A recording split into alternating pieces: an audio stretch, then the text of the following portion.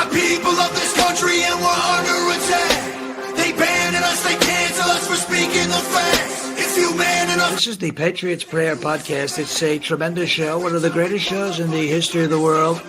This is Bryson Gray, and you are watching the Patriots Prayer. PPN, you're doing the right thing. On the Patriots Prayer Network. Thank you all. PPN on your bumper. I'm Tom McDonald. This is the Patriot Prayers Network. Check it out. Lots of good TV. Lots of cool people. Tune in. Keep it locked. I'm the white boy with the middle fingers in the air, dog. We don't give a what. 100 white boys gonna hold me down anywhere, dog. We think that you suck. My Patriots the craziest. They ain't afraid of breaking fists on faces. If you really wanna taste of this, no safety tip. The same mistake and spray the clip. I pray you miss, cause if you don't, they gon' go wacko. Automatic gun smoke like tobacco. Never hit a lady, but it's pretty hard to tell if you're a girl or a they, them. There's these, that, those. I ain't never gonna take a knee for the anthem. Smack them. I don't give a damn, can't stand them. Gang full of randoms. Fan with a handgun. Run up in your mansion, leave it all abandoned. I was raised to be brave to the grave. United States, we love the country that they've been corrupting. Go woke and go broker if you ain't obey. My people of this country and we're under attack. They banning us, they cancel us for speaking the facts. If you man enough, come stand with us, take USA back. And every time we pull up, all you're gonna see is American flags. American flags. American flags. And every time we pull up, all you...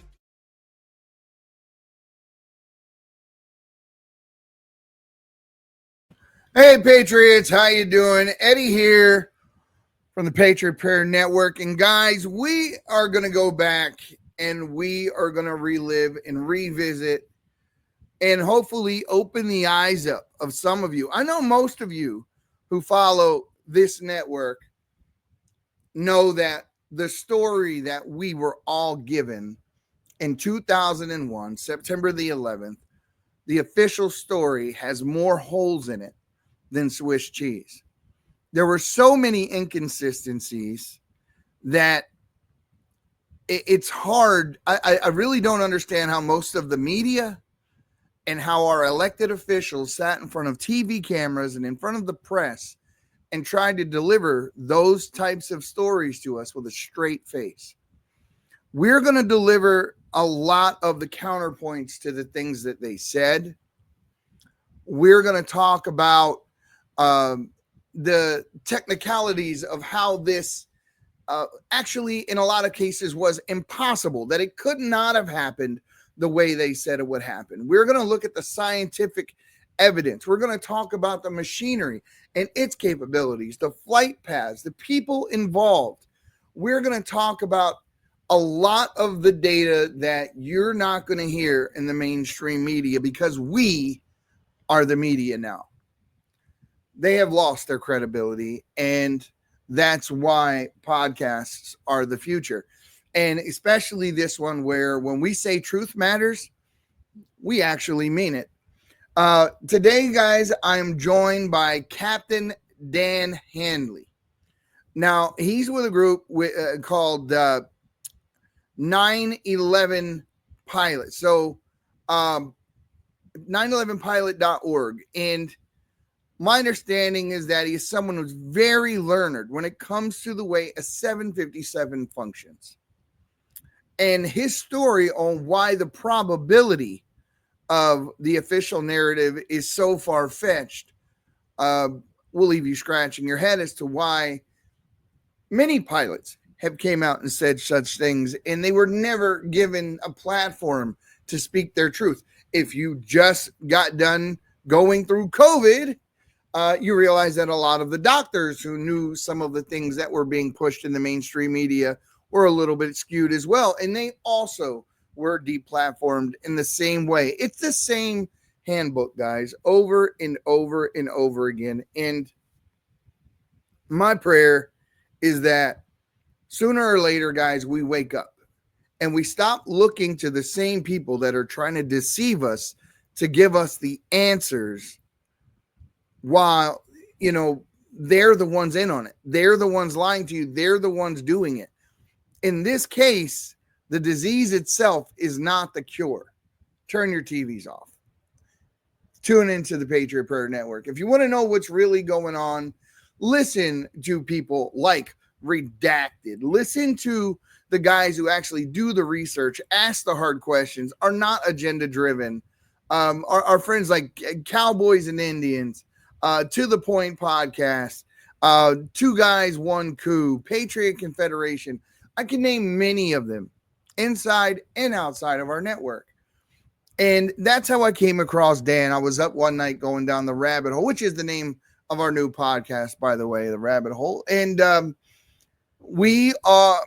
saw his interview, and I had to reach out because the things that he was saying were resonating with me. They were really resonating with me because I spent a lot of time, many hours, reading all of the possibilities of what had to take place for the things that they said happened to have happened, and none of it made sense to me. And that's when people like Alex Jones and others came out of the woodwork and started making sense and telling you the things that no one else was willing to say. So we're going to get into some of that and wake you up, guys. And not woke, but awake. There is a difference. So let me welcome with us today, Dan. Dan, tell the people a little bit about yourself and your credentials. Okay, Eddie. Thanks for having me on the program, by the way. I appreciate it. I'm an American. I currently live in Islamabad, Pakistan. I'm controversial, but I'm not hiding out over here. I fell in love with and married a Pakistani 15 years ago, and I've lived here ever since. But I commenced flying as a pilot 56 years ago in 1968 at age 19, first as a civilian, where I got my private commercial instrument and multi-engine rating before going on to college. And when I got out, Vietnam War was still raging, so I had to make service plans. So I entered the U.S. Navy for 10 years and flew 4 airplanes there. In 1978, I was hired by United Airlines as a pilot, and over the course of 25 years there, I flew 4 commercial jet aircraft. So all totaled over a 35-year career span, I flew 15 different aircraft, accruing over 20,000 flight hours. Now, I don't say that to boast on my accomplishments as a pilot in aviation, but only to make the statement that with all my flight experience, I could not have flown the 9/11 flight profiles, especially the Pentagon profile, and Yes. neither could the unqualified, inexperienced alleged Muslim hijackers. Now, I'll just go ahead, Eddie. Yeah, I mean, that's exactly the same. There was a group that came out not long after the September the 11th that said it happened, called Pilots for 9/11 Truth. And I remember them going on shows like Hannity and others as if they were actually going to give them a platform to speak their truth and combat the official narrative. And all that would happen where these news pundits would have them on, berate them, and then cut the feed and never give them an opportunity to speak. Because, listen, I believe very strongly, and I know I'm not alone here, that the American media has been co-opted by the intelligence agencies, because that's the only answer. Because we have access to this information, so do they, and more. Why is it only us that are willing to say something about it? And it's terrible. But go ahead. Yes, you're right. The path that he flew has never been duplicated. There have been people that have been trying from that day till today in simulators and so forth, and no one has ever been able to duplicate the path from taking off from Dulles Airport, making that giant turn, and heading in for that approach, which ended up with that 757 in the side of the Pentagon. I'll leave you with one more caveat, and you can correct me if I'm wrong, but a 757 is 75 foot tall with a 143-foot wingspan. The hole in the side of the Pentagon that day, which is all verifiable, anyone who uses Blue Beam for construction or whatever, you can actually measure a picture. You can draw a line from one side to the other and see that the hole was 10 foot by 16 foot. And the windows on both sides of that hole were intact. So, and there was no like scratches on the lawn, so the plane didn't skip across the lawn into the building. Um, and that leaves you to wonder, what did the wings hit? Why weren't the black boxes found? Why there was a lot of questions, but the path, you're right, unduplicatable. I'm sorry, go ahead. Right. No, I was just going to say, Eddie, that there are 300,000 pilots in the world over that. Okay. And not one of them was permitted to testify before the 9/11 Commission as to the absurdity of this ludicrous notion that these hijackers flew the aircraft. So that we can attribute that to one man, Eddie Shalev, no, Philip Zelikow, the executive director of the 9/11 Commission, who prevented these pilots from testifying. And he went further than that as far as pilot information goes. And I'll talk about it a little bit later, but he suppressed key evidence regarding the hijacker of American 77 that supposedly flew into the Pentagon. That was Hani Hanyor, right? Exactly.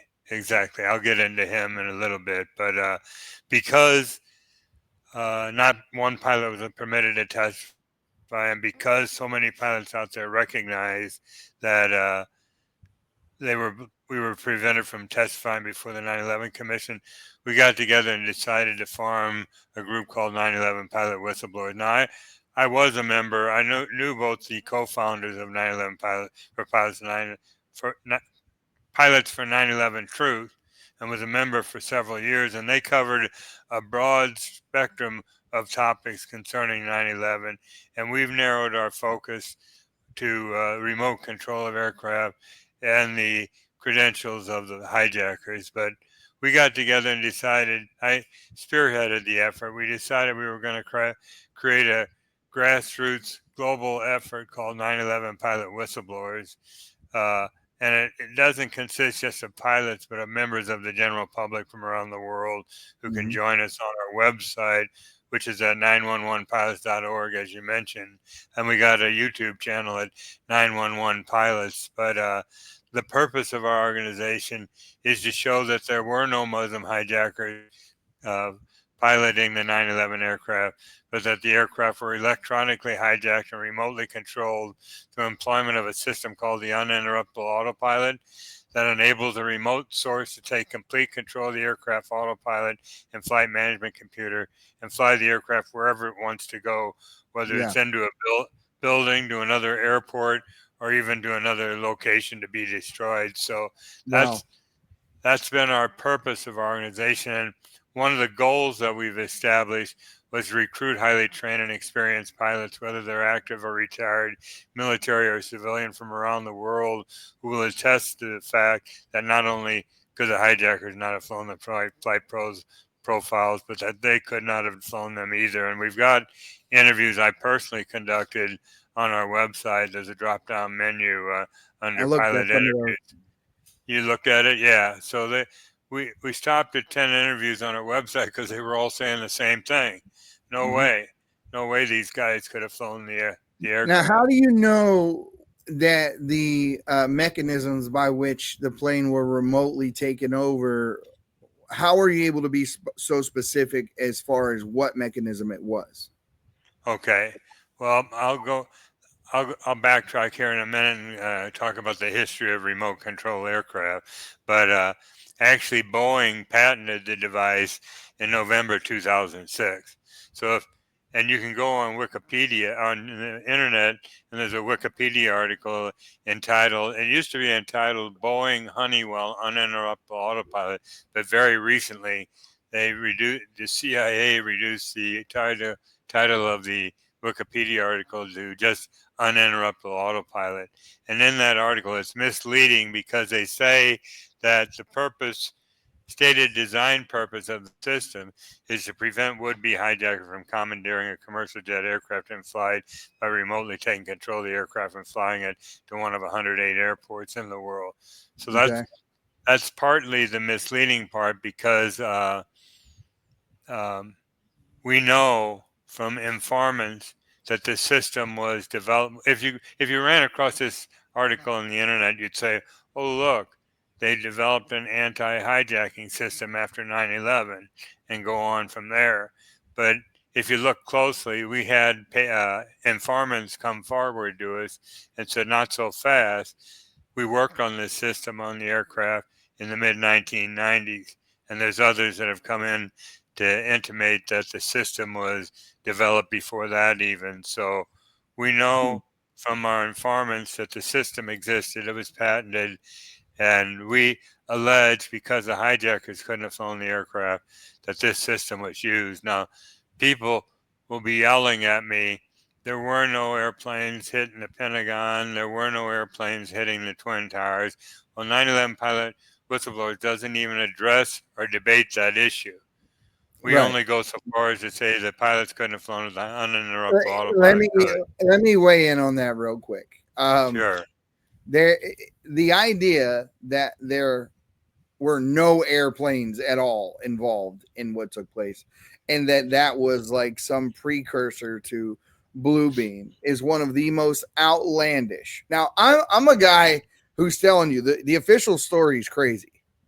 I mean, you have to. It's a leap of faith, a big leap of faith, to take the official story at face value. But to go so far as to say there were no airplanes, that is an absolutely ridiculous sentiment. Now, I do not believe at all that what hit the Pentagon was an airplane, just because of the flight path, the inability for someone to maintain that flight path, to evasively maneuver an airplane in such a way. I mean, correct me if I'm wrong, evasive maneuvers on a passenger plane of that scale they're actually disabled. What's that, Eddie? I'm not sure I'm following your question. Evasive maneuvers, like the ability to barrel roll and do all kinds of other crazy maneuvers. The system takes complete control of the aircraft, and the pilots can't disconnect it. They're along for the ride. There's one way of engaging an autopilot by turning on the switch, but there's 4 or 5 different ways of disengaging it. One is turn the switch off. Another one is a button on the yoke or the steering wheel you can press to disengage the autopilot, or you can apply a 70-pound or greater force on the controls, or pull the circuit breaker. Well, if you pull every single circuit breaker on the airplane to eliminate the electrical power to the autopilot, it doesn't work because it's got its own power source. So once this system is engaged by a remote controller, those pilots are locked out of the system completely. And for these people that attack me on social media and otherwise, saying you idiots, there weren't. Oh no, I agree with that. Robert McNamara, who was one of the guys that were also involved with the USS Liberty, being attacked by Israel and with LBJ, and I had one of their surviving members on about a week ago or so, something like that. Robert McNamara gave to JFK a plan called Project Northwoods. Right. And Northwoods was a plan to blow up passenger airplanes, remotely controlled passenger airplanes, so that they could blame it on an enemy. And JFK actually rejected the plan. So that was in the 60s. Right, 1962. And here we are talking about something that took place in 2001. And for those of you who don't believe your government is capable of such things, just go look up Project Northwoods and look up the USS Liberty itself as well, if you care to. To be specific, Eddie, there were several false flags they had planned with Northwoods, but the one involving an airplane involved remotely flying an empty military aircraft over Cuba, blowing it up and saying Castro took it down as an excuse to invade and topple Castro. Now, if that doesn't have a familiar ring, that's exactly what happened on 9/11. They remotely took an airplane, created a false flag event as an excuse to do all the illegal invasions that they did. So the Patriot Act was a 525-page document that stripped the civil rights from Americans, that was authored years before 9/11, that was signed overnight by senators who admitted that they never even took the time to read it. They just Right. signed it, and that was John Ashcroft's baby. And if you take a look at the project for New American Century, which Condoleezza Rice was a part of, they said they needed a new Pearl Harbor type event to take place because the American people would never accept this without such a thing to take place. So, yes, I mean, they laid the groundwork, and by all rights, they did it. And I believe what we just experienced with the pandemic, they took it a step further. And we still have people walking around today wearing masks. It's absolutely, it'll leave you flabbergasted to realize how many people are susceptible to the propaganda that is put out in the mainstream press. And they don't question it. They just take the official narrative and they run. You and I can sit here and tell people the truth, and certain people have the ability to hear it and accept it as truth. Other people, they have to hear it on Fox or CNN first before it's validated. Right. Right. Getting back to remote control, so people don't think that this is all wild sci-fi conspiracy theories. It actually goes all the way back over 80 years ago to 1944, when towards the end of World War II, the Army Air Corps launched Operation Aphrodite in the UK, and they took Boeing, the old B-17 bombers, and gutted them out to lighten the way of the aircraft so they could load it with 30,000 pounds of Torpex, which was a highly incendiary compound. Now, pilots were required to make the takeoff, but once they got airborne, they'd bail out of the airplane, and these aircraft were remotely guided to targets in Europe. Now, that was over 80 years ago. They were remotely guiding aircraft. That was one of your first examples of a military drone aircraft, and we point out on our website, as an aside, that Joe Kennedy, JFK's older brother, was actually killed in one of these top secret missions when the aircraft blew up due to a malfunction before he had a chance to bail out of the aircraft. But if you jump ahead, now imagine this technology has been developed at least for the last 80 years, this remote control aircraft. But if you jump ahead to 1984, which is 17 years before 9/11, the FAA and NASA launched a joint crash test experiment in a remote location where they took a Boeing 720, a huge 4-engine commercial jet aircraft, loaded it up with crash dummies and cameras because they wanted to test crew and passenger survivability in the event of a crash landing. That's right. And the video is available online if you want to find it, because I've seen it.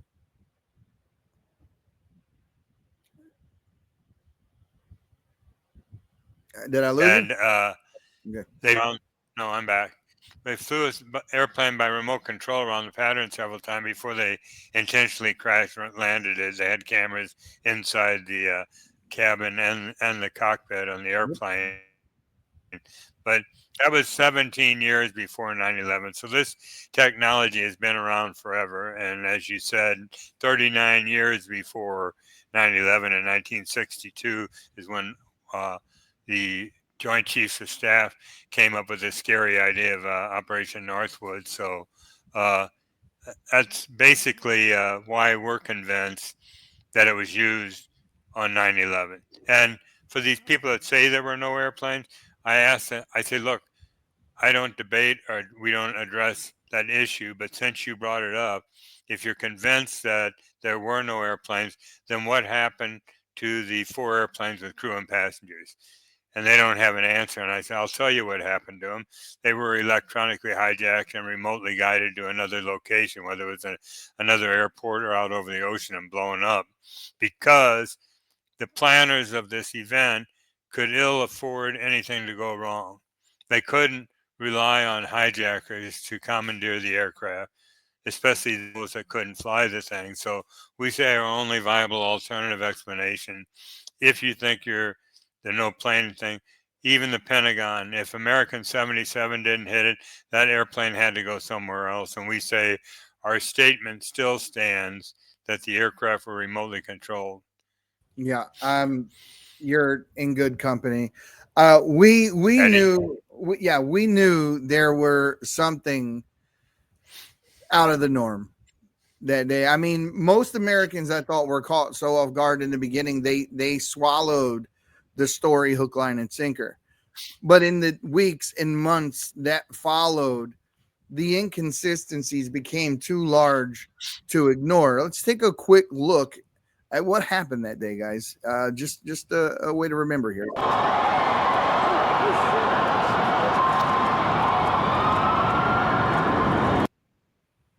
So that is the building collapse that day.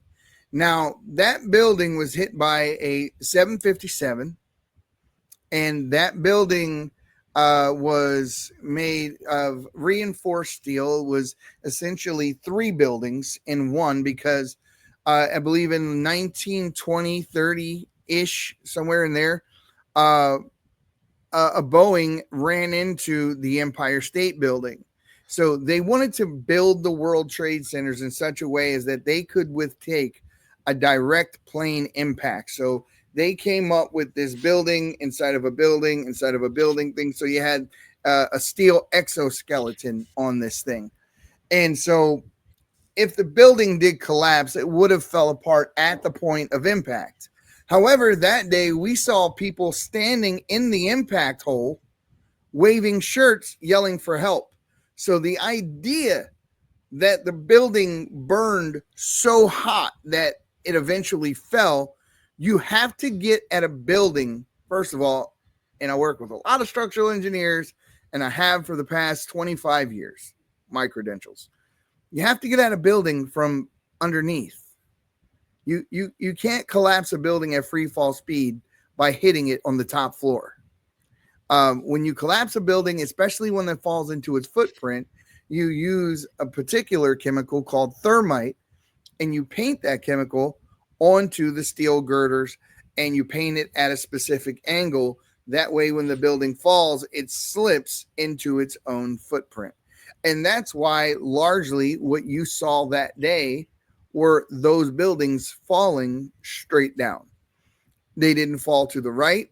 They didn't fall to the left. They fell straight down.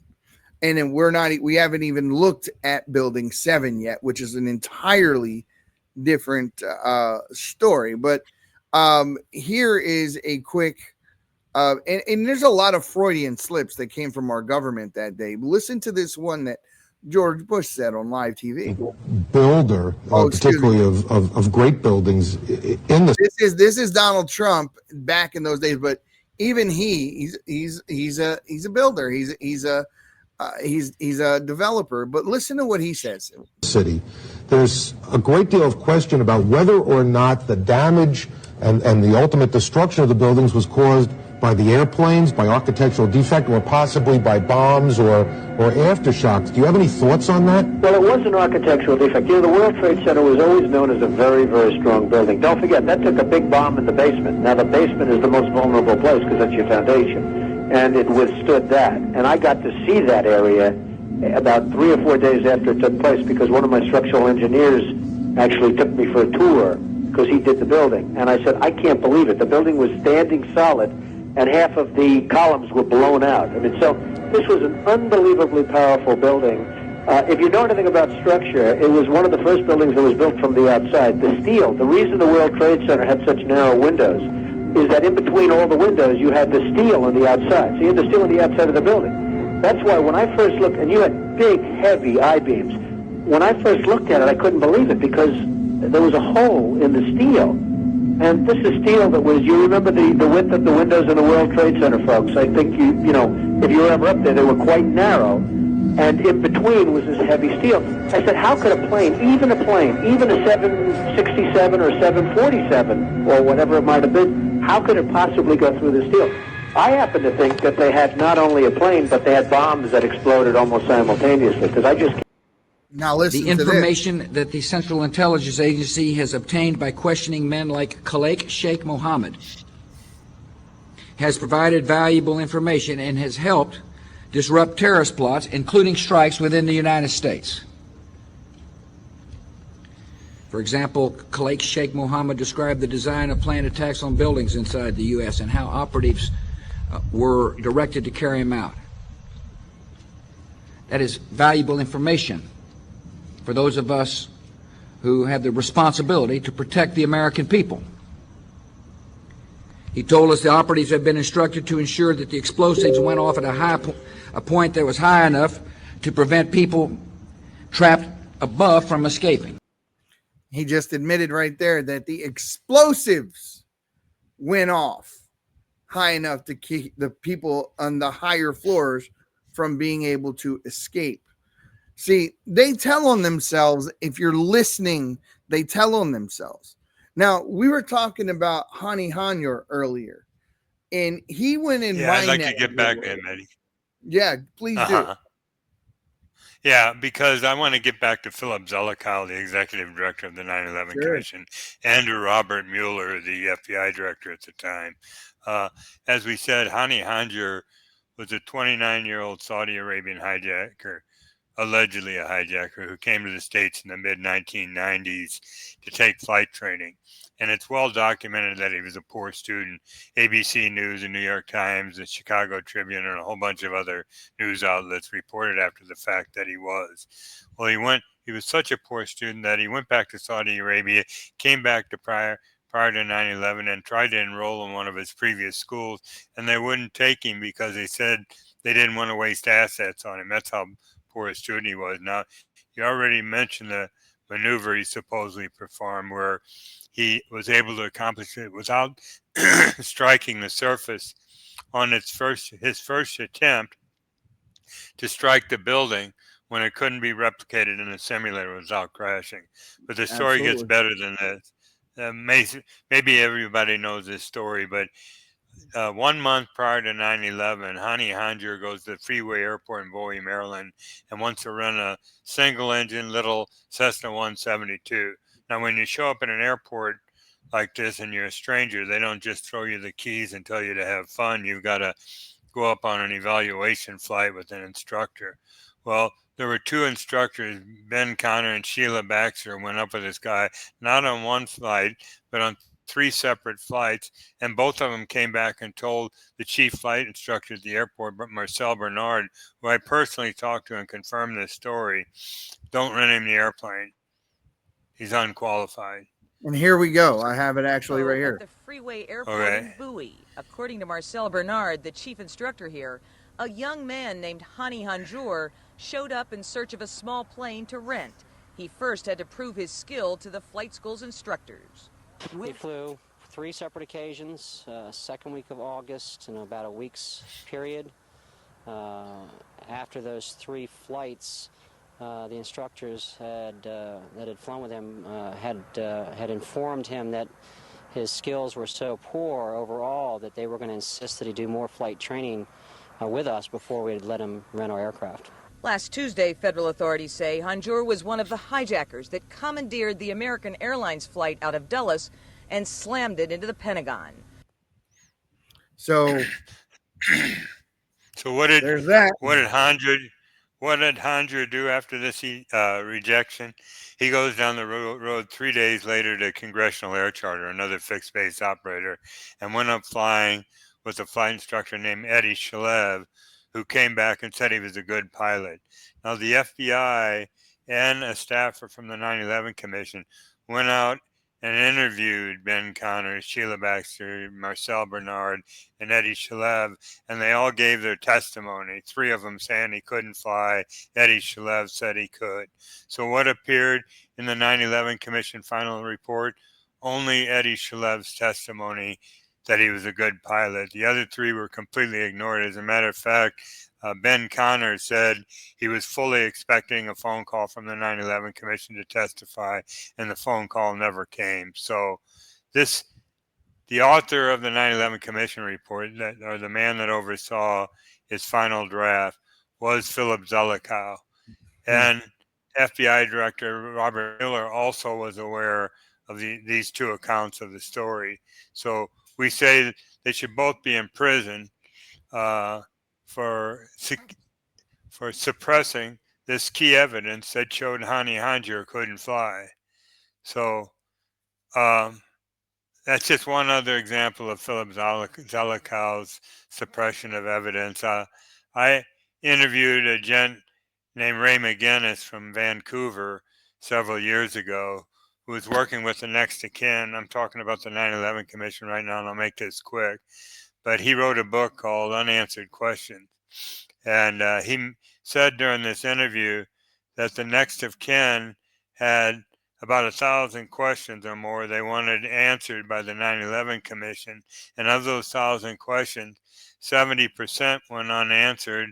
And of the remaining 30%, only 10% was answered adequately. And why was that? Philip Zelikow. He was author of the final report, and he was the one that decided who was going to testify before the commission. So you know as well as I do, Eddie, that the 9/11 Commission was a total farce. Yeah. I mean, what commission have we seen in the last 60 years? Hasn't been J6, the JFK. I mean, whenever I hear the word commission, just get ready to get lied to, essentially. Right. That's pretty much what that means. Now, just so people understand the maneuvers, and I want to show those maneuvers to people, and so that they get an understanding. This is the actual flight path of the plane that took off from Dulles Airport, and how the flight path that had to follow. As you'll notice, the plane is up on your right, indicated in the red with the red arrow. It comes down and it makes a complete turn, makes a complete circle, and then follows an exact straight path from here to its final destination at the Pentagon. And like I said, when it reaches the Pentagon, it leaves a hole in the side of the Pentagon that is measurable, 10 foot high by 16 foot wide. Both of the windows on each side of the hole I assume incendiary device, not plane, made, because both of those windows were intact. That means no wings on a plane would have smacked that building. There was no plane parts inside of the building because there were people actually working in the building that day. One lady, which brought her child to work with her and had one of those car seats that was also a baby carrier, and sitting right next to her desk, and picked up her child and ran out of the hole that was made by this explosion. As far as only she knew, is that it was an explosion. Now, the crazy part is that one day prior to that happening, this happened. One day, September the 10th, this took place.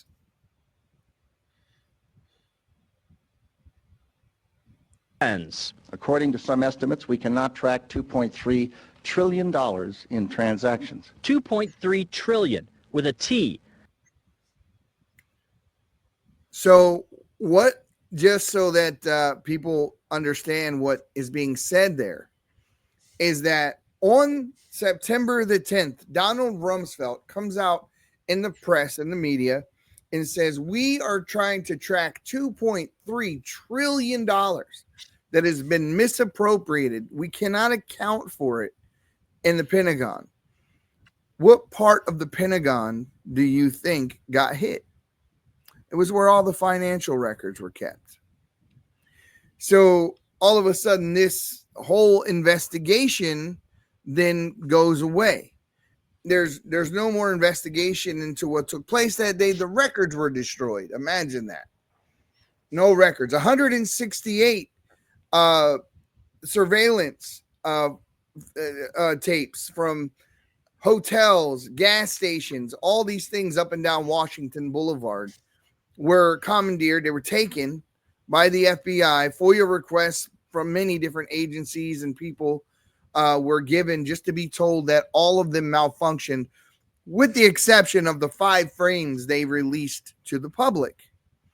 And then Donald Rumsfeld says something else that just blows everybody away. And it's just like when Bush made that Freudian slip earlier about the explosives. I'll let you hear for yourself. kind of world we would face if the people who bombed the Vestfall in Mosul, or the people who did the bombing in Spain, or the people who attacked the United States in New York, shot down the plane over Pennsylvania, attacked the Pentagon. Shot down the plane over Pennsylvania. Now, that plane was destroyed in midair because the wreckage went on for miles. So when it blew up high, and it was very high altitude because it was the only way that the wreckage could have been strewn as far as it was. And as far as everyone else knew, they just saw that crater in the ground, but there were no plane parts. To this day, they have never released any kind of recordings from a black box or any of those things. So guys, think on that real quick. I don't want too much time to pass. We got to go to break real quick, but we will be right back after these messages. Welcome to Shop with America, where the emphasis is on America. Our movement is to switch away from your shopping with the big box stores and the mega corporations back to supporting family-owned, made in America. We've been giving these big box stores our money every day for years. But what's happened is they've forced many small businesses to shut down.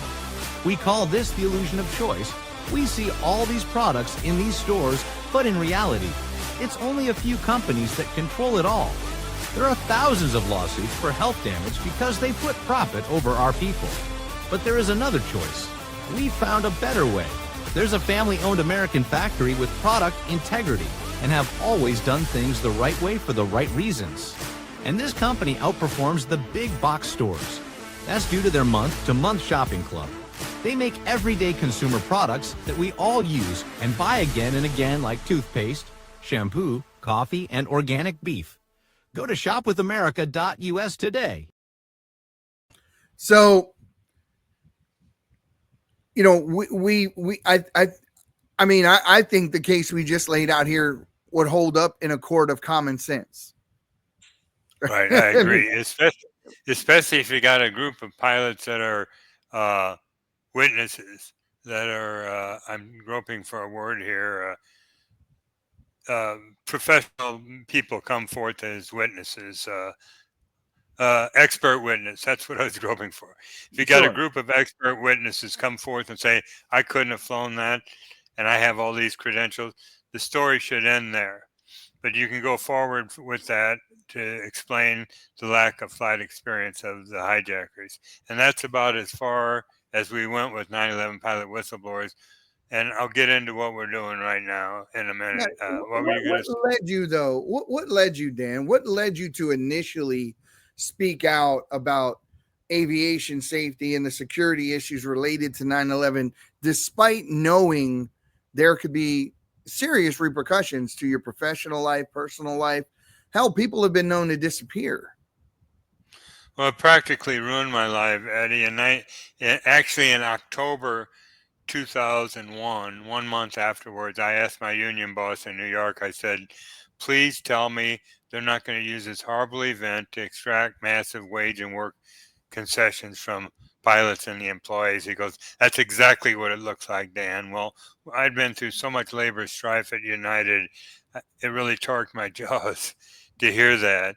And I was flying Boeing 777s out of New York. And I was flying with crews that knew the people that crashed in Pennsylvania or was blown out of the sky in Pennsylvania on Flight 93.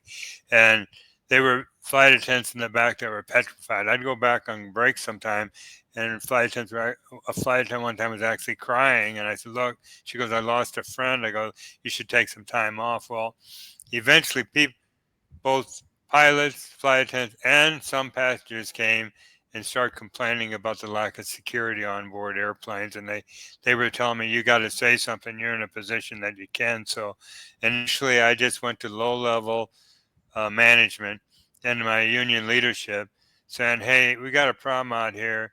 We were promised cameras in the back of the airplane, secondary barrier protections for the cockpit, federal air marshals, which I didn't see for 2 years flying New York to London, and a bunch of other issues. And they told me, Dan, keep your head down. These guys are nasty. If you take it to the next level, you're going to get hurt. And So, one manager, go yeah, ahead, Eddie. no, I apologize. Please continue. No, I even had a manager from Chicago call me and say, "Hey, Dan, the company thinks you're a big mouth, loose cannon whistleblower and wants you just to go away."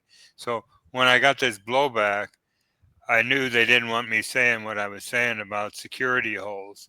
And United was in bankruptcy after 9/11, and the Yeah. bankruptcy judge had the union on the ropes where they couldn't really defend employees like me coming out speaking what we were saying. So they were telling me, look, if you take this, and I wrote was going to write a letter to the CEO of United Airlines, and they said, don't send it. You'll never fly another United airplane again in your life. I said, well, how far will you follow me in on this? And they said, not very far. Well, I said, what are they going to do to me? He said, they'll find a way to professionally, medically, psychologically, or otherwise ground you for life as a pilot. We've seen it happen before. Wow. Well, I had two with other pilots. So to protect myself, I went and sought the advice of mental health professionals in the Atlanta area where I was living at the time. And I was able to prove that I was mentally sane, that I was mentally healthful with these reports, and I moved forward. Well, because I didn't send the letter and I sent a group of federal reports to the FAA and was instantly taken out of schedule and told I couldn't bring lawyers up to New York for a meeting. And I said, well, the union's not going to represent me. We're at an impasse here.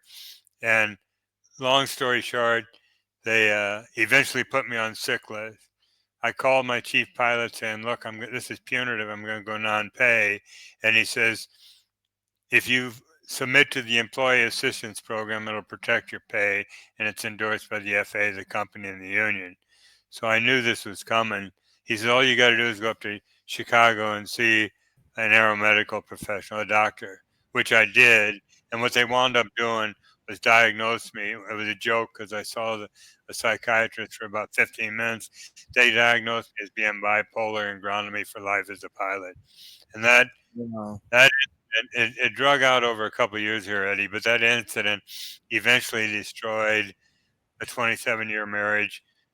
That alienated my two kids who blame me for the divorce. They still believe the official 9/11 story, think I'm a whacked out conspiracy nut, and they don't talk to me.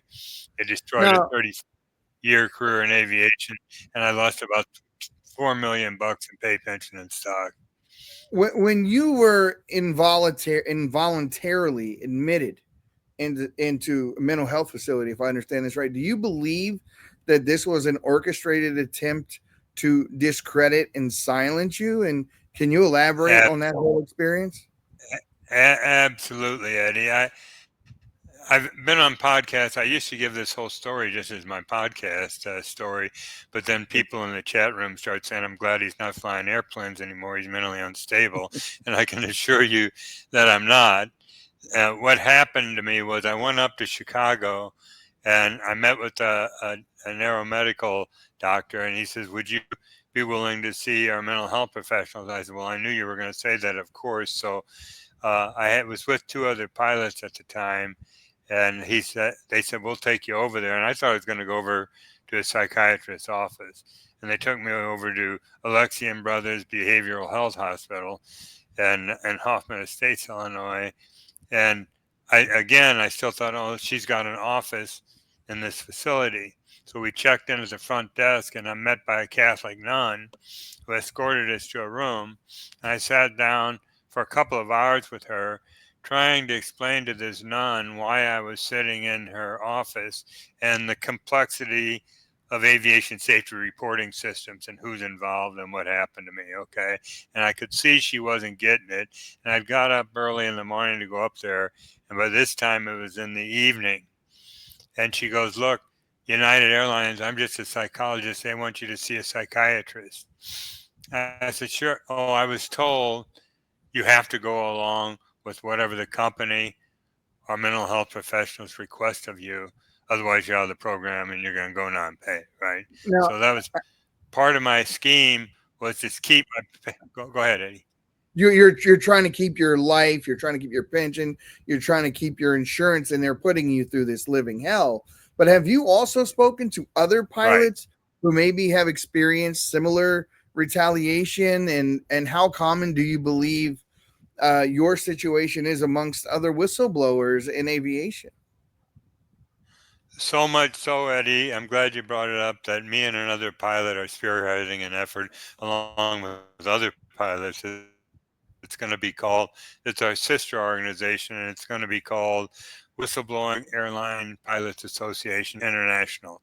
And we're going to interview pilots that are experiencing this retaliation by management and the FAA through collusion between the two to rid the pilots of unwanted whistleblowers in the ranks. And actually, So Clayton Moore is controlled going to have me opposition. back on Redacted to talk about this. But You, there was another pilot. You believe there's controlled opposition Pardon? within your you believe there is controlled opposition infiltrating your movement? People that are You broke in up. there. I'm saying that you believe there are people within your movement that are not who they appear to be, essentially. No. I'm saying Okay. pilots are coming forward. We're going to interview them on Zoom. We're going to put it on various video platforms like YouTube or Rumble, etc. We're going to put it out on social media, and then we're going to start the podcast routine, going out and telling this story. Because actually, with the uninterruptible autopilot in 2006, I was advised that there was a pilot at Northwest Airlines. They were trying to force to see a shrink out in LA because he was reporting the uninterruptible autopilot. He was reporting illegal modifications in Boeing aircraft, and they had taken him out of schedule. And I said, Field, don't go. It's a setup. And he retired 9 years early so he could qualify as an expert witness in future litigation. But there's another woman recently. This just happened last year because she. Go ahead. No, go ahead. Go ahead. You're good. Oh, there was a pilot, a Delta Airlines captain named Carlene Pettit. Okay, and just last year she won her case that involved the FAA administrator who had previously been the vice president of operation flight ops at Delta Airlines, in grounding her for speaking out about safety issues at Delta Airlines. She spent 7 years of her life and about $800,000 in legal fees fighting her case and finally won. So she's a success story, although it took her 7 years to win her case. As far as a whistleblower, most pilots aren't because the system's totally rigged against you as a whistleblower. I worked with the National Whistleblower Center and the Government Accountability Project, which are the two biggest whistleblower advocacy groups in the world. Are out of Washington, D.C. And they told me late in the game, in my case, Dan, if you're a U.S. federal whistleblower, you stand less than a 2% chance of winning your case. The system's rigged against you, Eddie. Let me ask you a question real quick. What exactly are the goals and what progress have you made with your organization, and how many pilots would you say belong to your organization? How many of you are there? I can't say off the top of my head. There's several thousand, Eddie. We get them via our Join Us page, but the problem there is they're too afraid to come out and speak. When we were recruiting pilots to come forth so we could record their testimony, they'd say, no, I'm still working. I can't, so fire me. That's the problem. Just like COVID, these pilots are afraid to speak out because they know the system is in place, that they can ground them for professional, medical, or psychological reasons. And that's why we've launched this new organization, because not only do we want to expose this process of elimination, this illegal process that's involved with violating RICO laws, but we also would like to see the perpetrators of the crime go to jail. It's a felony. And we'd like to see people, rather than just get their hands slapped, do jail time for what they've done to destroy the careers of these pilots. You're preaching to the choir, but you do assert that over 300,000 pilots would agree with you with your contention that regarding the complexity of the 9/11 flights. But why do you think that more pilots haven't publicly come forward with that knowledge? Why are you saying that this is also the reason why they don't come forward, because they're afraid for their jobs? And would you say that would the threats go beyond like the normal, like have you heard of anyone getting death threats or those types of threats as well outside of the norm? More than that, Eddie, there was a United captain named Philip Marshall. He was a 767 captain, and he had written 2 books on 9/11. One of them was called The Big Bamboozle. I don't remember what the other one was called, but they were both pertained to the 9/11 lies. And he was about to publish a 3rd book, and he told his wife and his ex-wife and his neighbors he was receiving death threats. Don't publish the book. And days later, the neighbors found his family dog and 2 teenage kids shot to death in their California home, and Philip had a bullet to the head. And the police came in and investigated it and said it was a murder-suicide, that he killed his kids and the dog and turned the gun on himself because he was despondent over his divorce. And guess who the California Attorney General was that wouldn't investigate the crime any further? Oh, don't tell me it was Kamala Harris. Exactly. Wow. Yeah. So wow, that's a shocker. Now, in your opinion, what needs to happen for the aviation industry and society to openly acknowledge and investigate these claims? Well, let me just tell you what we did for the last 4 years. Knowing full well in our mind that the U.S. was in some way complicit in the planning and execution of 9/11, in spite of knowing that, we decided we were going to run the full gamut in petitioning every relevant level and branch of the U.S. government to investigate our allegations that the uninterruptible autopilot was employed on 9/11. Okay. And we weren't even we were not only addressing the fact that it was used on 9/11, but we were alleging that there were other incidents such as Malaysia Air 370, Malaysia Air 17. There was a China Eastern flight that went down 2 years ago over China. I was going to ask you about I was going to ask you about MH70, and could this same device have been executed in that particular incident? Yeah, that crossed my mind. A Malaysia Air 370. For people that aren't familiar with that, that's a Boeing 777 that took off from Kuala Lumpur, Malaysia, heading for Beijing a few years ago, did a few wild turns and disappeared out over the Indian Ocean. And just last month, the Malaysian government, after 10 years, has announced they're going to spend $70 million to go out and continue to look for the plane, which I wrote to them and said this is ludicrous, because in December, I visited Kuala Lumpur and met with 2 agents from the Malaysian External Intelligence Organization, which is their CIA, at a remote location. And I gave them a flash drive device that contained a wealth of information that had a 66-page document with evidence that showed that this uninterruptible autopilot system necessarily had to have been employed. Because I was on Malaysian TV about 5 years ago twice. They came to me and asked me to talk about this system. And if you look at it, the plane took off from Kuala Lumpur, got airborne for a while, and then made a few wild, erratic turns and lost radio communications, and the transponder was turned off. And that's exactly what happened with the 9/11 aircraft. So I said I live in Islamabad. I'm visiting the Malaysian, Russian, and Chinese embassies here because Russia had a Metrojet that was over the Sinai several years ago. That's right. They claimed ISIS blew up a bomb on board. Yep. Well, Christopher Bolin, who's an expert 9/11 investigator, author, was interviewed on Richie Allen several years ago, and that was the first time I heard the wild gyrations that Metrojet 9268 went through before it crashed. And again, the debris wasn't widely scattered like it was with United 93. It was very concentrated, which indicated it had to have hit the planet Earth intact. And also, the co-pilot made a statement, "We've lost control of the airplane."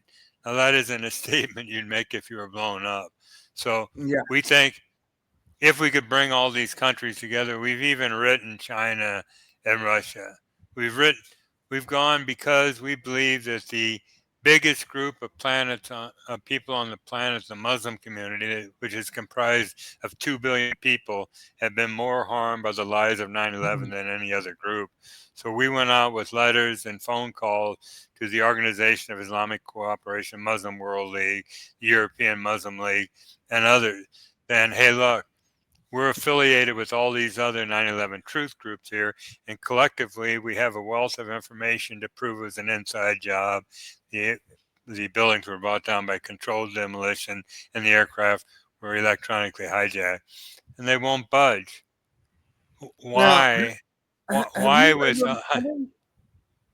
have you ever regretted coming out with any of this information? I mean, looking back, I mean, would you have done anything differently than what Well, your course has been? Carlene Pettit, the woman I just mentioned, just came out with a book called AIR 21 that gives advice to people that went down the route that her and I did. And yes, I would have tried harder to explain to my family what it was I was doing and why. Hopefully that wouldn't have broken up the family. I tried like heck to get an attorney to represent me, but I was going up against a victim air carrier of 9/11 that was in bankruptcy in the corrupt Chicago court system. That was the biggest employer in the state of Illinois, and lawyers kept saying, "I won't touch it. You're going to lose." So I guess I should have tried harder to go Carlene's route.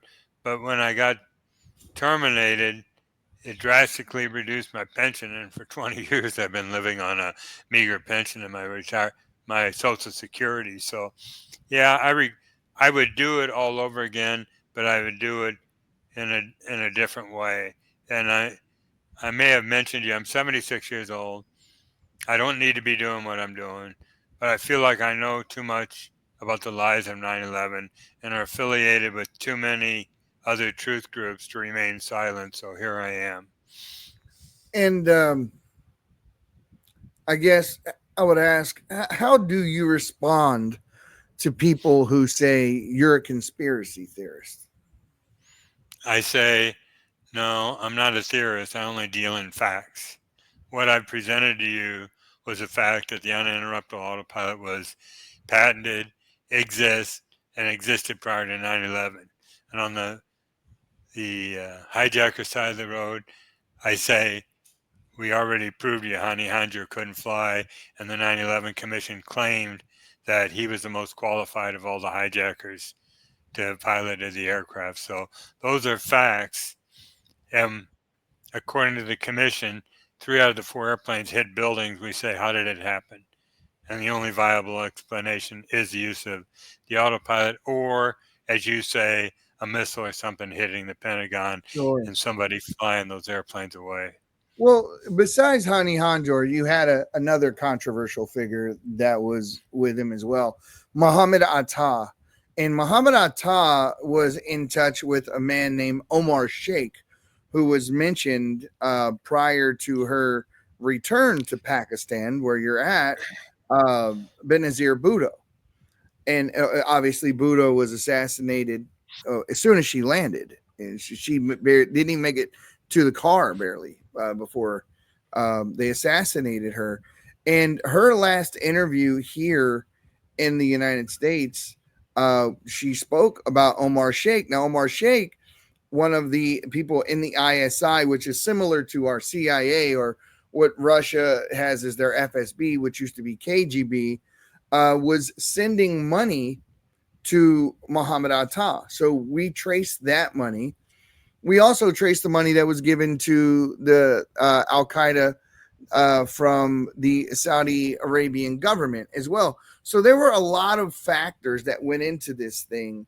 But the overall thing, why I think it takes more faith to believe the official narrative, is that you had 19 people that supposedly took over the most secure airspace in the entire world, flew airplanes with the most technical precision that has never been able to be duplicated in history. And they did it all within a matter of 2 hours.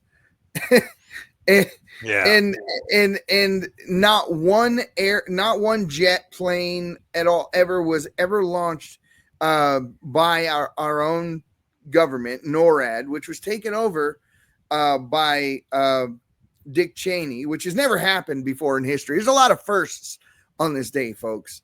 So Leon Panetta comes into a room, a bunker, and there's Dick Cheney sitting there. Sir, the plane's 30 minutes out. What do you do? Nothing. Sir, he comes in 20 minutes. What do we do? Nothing. 10 minutes. He gets down to 10 minutes. He snaps his neck around and says, did anyone say different? No. It's like, so they got stand down orders. There was another operation that went on that day by the name of Vigilant Guardian. Vigilant Guardian was an operation where they supposedly were fighting fictitious Russian MiGs that were out over Alaska somewhere. And the training manual from the DOD, the cover of that training manual, and I wish I would have had more time, I would have actually downloaded the training manual and showed it to people. But just, folks, please look it up. If you take a look at the cover of the training manual, what you'll see is the World Trade Center in crosshairs. But everybody remembers the famous statement by Condoleezza Rice. We could never have imagined something like this happening. How could you possibly prepare for it? Well, you were running drills for this very thing happening on the day that it happened. So when they were calling for help, the air traffic control people were going, is this real or is it drill? Because they didn't know. They really had no clue whatsoever, because there were drills being ran that day. There's so much fishiness, and I hope one day the American people get real answers, and we're not going to have to wait as long as what we did for JFK, which now we know was a CIA plot to take our own president out right in front of our faces. Now, my final question for you, finally, the message is, what would you give to pilots or individuals who may have critical information but are fearful of retaliation for speaking out and coming forward to tell the truth? What would you say to those people? Well, contact us, and if you don't want to come out on podcasts and say it, we will. And that's been part of my mission here, as well as other people I'm working with, is to get out on podcasts, because we know the mainstream media will ignore us. Although several years ago on Fox News International, they called me from New York and asked me if I'd come on, and it was only for 5 minutes, and they didn't re-air it because of what I had to say. But I'm glad you brought it up, because I'm on Twitter at Dan Hanley 4 and Facebook at Dan Hanley, and on our website at 911pause.org, we've got a contact us page. I have a lot of people coming to me via that route with information. So, guys, in Dan Hanley 4 on X, give this man a follow. Check out the information that he's putting out. He's telling you guys real stuff. I mean, we none of us, anyone who follows this channel, anyone who follows me and listens to me knows we're a little smarter than most. We dig a little deeper than most. We don't take things at surface, skin deep. We dig a little deeper. We understand that we've been lied to. We've been manipulated. We've been led astray, and that the people that other folks are looking to for answers, we happen to know are the very ones misleading us. So they're not going to tell you the answer. They're going to just lead you down another rabbit hole, just like the show. So if I'm going to give you the final word here, Dan, I'm going to leave you. If you have something to say, sir, the floor is yours. Okay, Eddie, first of all, I want to thank you again for having me on your program. You're a great host. And I want to invite people to go to 911pilots.org. It's an easy read. There's some videos there. And we're convinced if you do, at the end of the remote control page, we say, was it the uninterruptible autopilot or the hijackers flying the airplane? And I've had tremendous feedback from people saying, you've convinced me. So if anything I said wasn't convincing enough, go to our website and there's a lot more information there. And I'll also mention 9/11 pilot whistleblowers created a documentary entitled 9/11, The Advent of the Ninth Crusade. And if you go to the drop-down menu, it's the second item there. It's about an hour and 40 minutes long. And it was actually produced on 3 continents and 6 cities in virtual world, all of us coordinating the production of the film. So take a look at that and contact us if you have anything. Thanks again for listening. Well, Dan, we do appreciate you taking the time. It's very early morning where you are, and we're 12 hours apart. Just in a non sequitur kind of a question here, but bit of a culture shock to come from where you are here to where you are there. Absolutely, Eddie. There's it's the fifth most densely populated sixth most populated country in the world, and the second most densely populated Muslim country in the world. 96% of them are Muslims, and I'm sitting in the midst of about 232 million Muslims saying there were no Muslim hijackers at the controls of the 9/11 aircraft. But yeah, I had to go through the culture shock of moving here because it certainly isn't the United States. And but living here for the last 15 years made me have a hard look at what the war on terror did to this poor country, both financially and otherwise. And it's hanging on by IMF loans right now. So yeah, your country was it was taken over in a military coup by Musharraf some time ago from the grip of Benazir Bhutto, who was trying to do some good in the country, and then her children also had political ambition and that sort of thing, and that was the way that it was going to go. But now that the whole 9/11 war on terror and that sort of thing has died down, I think they're trying to reignite it. But actually I was trying to get in to meet with Imran Khan and actually got in to see the ISI and briefed them for 45 minutes on the uninterruptible autopilot. And then Imran Khan was ousted 2 years ago from office, and that ended that. So I really don't get into discussing the political situation at present here in the country because the ISI does monitor all communications. I would imagine. I would imagine. I was going to say, how free can your speech possibly be? All I can say, brother, is stay safe and keep your head down, and we'll pray that the truth finally comes out. Thank you, Eddie. Thanks again for having me on. You take care too. Stick around after this.